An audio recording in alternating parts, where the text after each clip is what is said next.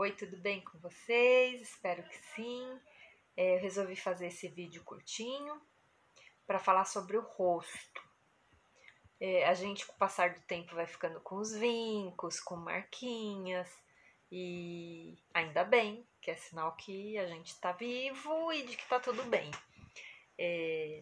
Agora, assim, para quem tem bruxismo, para quem segura, assim, quando vai dormir, aperta, ou que tem uma tensão nessa região temporal, o que a gente pode fazer?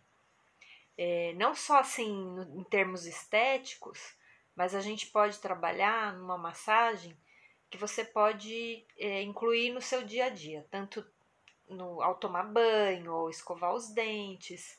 Eu andei fazendo esses dias para testar e achei bem interessante, então eu vou fazer para vocês. Eu tô fazendo essa prática no banho. As massagens faciais externas a gente encontra em vários lugares, na internet, no Google, tem várias formas de se fazer. Agora, essa é bem interessante e espero que ajude vocês. Eu estou praticando até para testar e poder repassar. O que a gente vai fazer? Com as mãos bem limpinhas, as unhas não podem estar grandes. Eu vou fazer desse lado aqui, mas ele tem que ser feito em todo outro lado. Essa mão aqui, direita, eu tô segurando o celular, então não vai dar para fazer.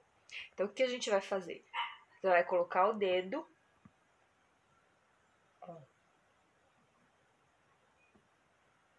Você vai segurar, né? Com o dedão você vai dissolvendo todos os nozinhos, os vincos internos.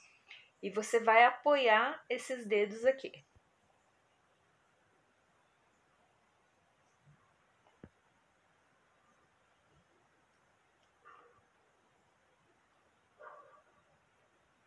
Então você tem que colocar o dedo de um jeito que não vá machucar, mas que sim, seja firme, você segure e vá até aqui nessa região, inclusive essa região para quem tem bruxismo ou para quem segura assim ao dormir, que você possa dissolver, ó, não dá para falar.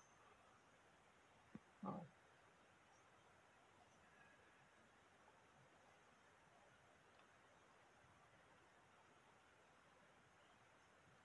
Eu achei bem interessante, espero que vocês pratiquem, gostem e depois comentem comigo. Um beijo para todos, muitas saudades.